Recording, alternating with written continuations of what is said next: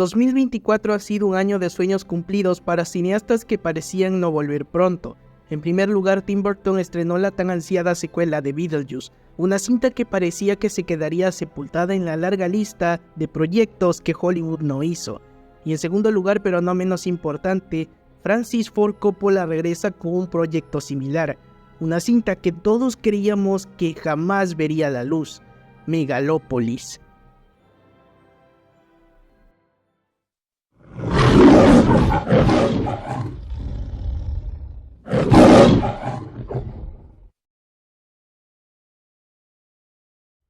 Hacia el final del rodaje de Apocalypse Now en 1977, Francis Ford Coppola comenzaba ya a desarrollar ideas para su próximo filme.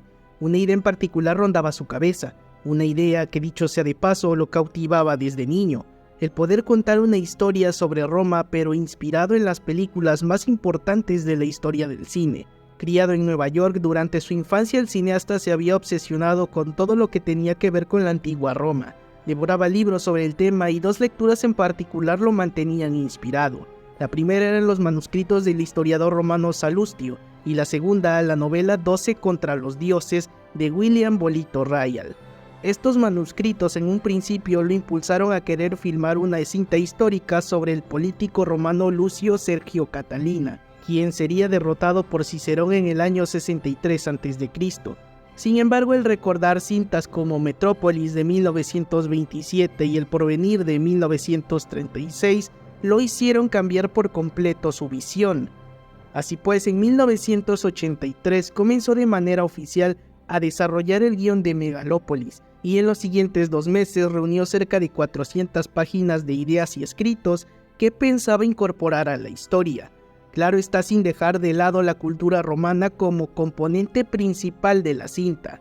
Fue a mediados de año cuando en un primer borrador Coppola describió a Megalópolis como un retelling de la historia romana en la época catalina, pero ambientada en la ciudad de Nueva York. Aún así, y sin muchos detalles, en 1989 el cineasta mostró intenciones de mudarse a Italia para trabajar en 2 cintas diferentes. Pero la más importante sería Le Ribellion di Catalina, que en aquel momento fue el primer título que se le dio a la cinta y que además dijo sería su película más grande, tan grande que sería casi imposible filmarla. Y bueno, no estaba muy lejos de la realidad. Fue en los estudios de cine Cinecita en la ciudad de Roma donde el diseñador de producción Dean Tabularis comenzó a trabajar en los guiones gráficos de la película junto a varios dibujantes. Además de eso, se construyeron varias oficinas que serían utilizadas para la producción. The Hollywood Reporter en aquel momento describió las ilustraciones como la fusión de la Roma antigua con Nueva York, y Coppola por su parte expresó intenciones de ser completamente libre en la realización de la cinta. Quería que ningún productor le dijera qué hacer, pero para su mala suerte el rodaje ni siquiera pudo arrancar y en su lugar terminó haciendo El Padrino parte 3. Así pues, transcurrida la temporada de premios que comprendió 1990 y 1991, el director anunció mediante su productora American Zoetrope que ya tenía varios proyectos en puerta y uno de ellos era Megalópolis. Sus planes eran filmar en 1991, a pesar de que ni siquiera tenía un guión final terminado. Sin embargo, dichos planes se cancelaron cuando le dio prioridad a Drácula de Bram Stoker y a otras cintas. En aquel momento se encontraba endeudado debido a varios fracasos en taquilla y necesitaba pagar las cuentas.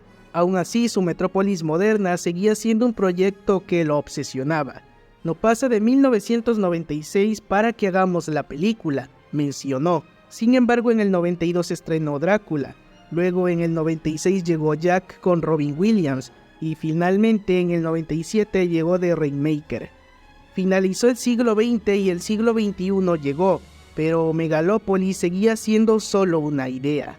Tuvieron que pasar 24 años de desarrollo para que finalmente el director se sentara a hacer una primera lectura de guión. Era el año 2001 y los actores que estaban por protagonizar su épica eran Nicolas Cage, Russell Crowe, Robert De Niro, Leonardo DiCaprio, Giancarlo Esposito, Paul Newman, Al Pacino, Kevin Spacey y Uma Thurman. Al mismo tiempo ya se estaban haciendo nuevos artes conceptuales y guiones gráficos. Quienes pudieron verlos describieron que Megalópolis lucía como Metrópolis pero con elementos de arquitectura romana y art deco en la manera que Nueva York era plasmada en las ilustraciones. El presupuesto estimado para la cinta en ese entonces rondaba entre los 50 y los 80 millones de dólares. Francis estaba a nada de comenzar el rodaje oficial. Sin embargo, a mediados de 2001 decidió primero comenzar a filmar imágenes de la segunda unidad en Nueva York junto al director de fotografía Ron Fricke. Ambos estaban convencidos que acabar la cinta sería más fácil si terminaban primero con la segunda unidad. Uno de los amigos de Francis le había facilitado una cámara digital, la Sony F900 de 24 fotogramas por segundo. Este amigo era George Lucas y con la misma cámara había rodado Star Wars Episodio 1, La amenaza fantasma. Coppola y Fricke firmaron cerca de 400 horas de metraje que tuvo que ser archivado luego de los ataques del 11 de septiembre. Por ese entonces, el guión de la cinta comenzaba con un satélite soviético estrellándose en Nueva York y destruyendo gran parte del Bajo Manhattan.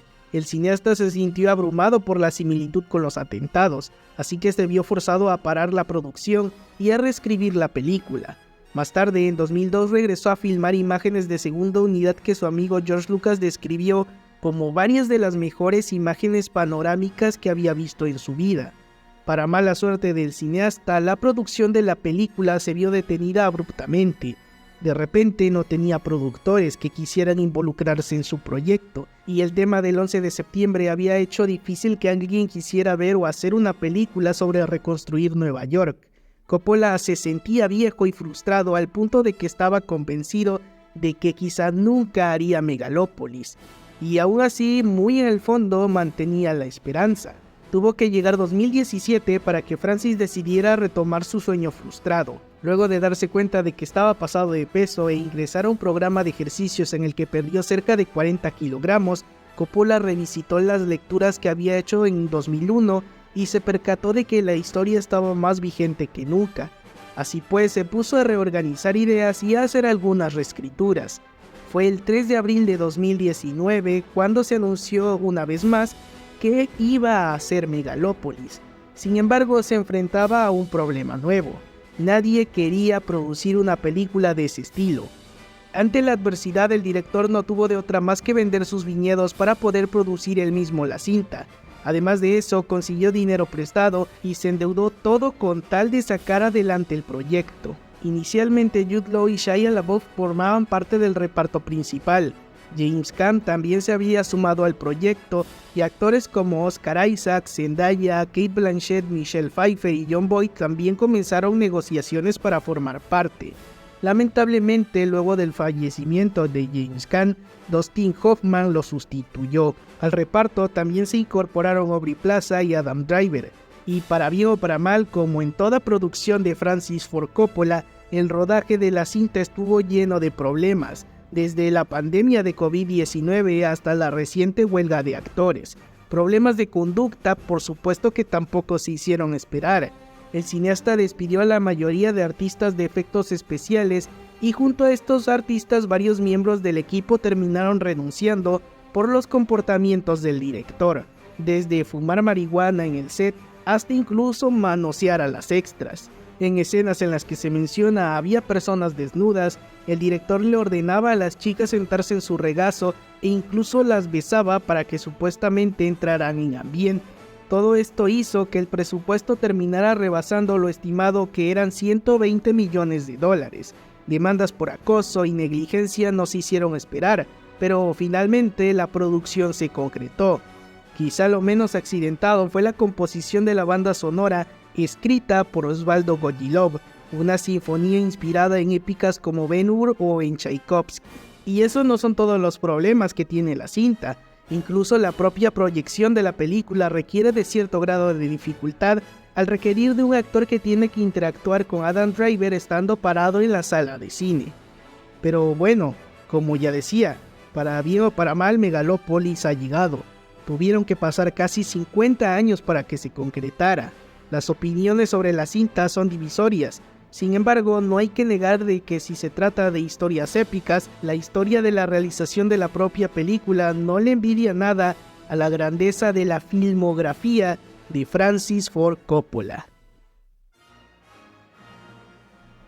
Pero bueno amigos, esto ha sido todo por hoy. No olviden darle like al video si les gustó y suscribirse a este canal para más videos así. Nos vemos en la próxima.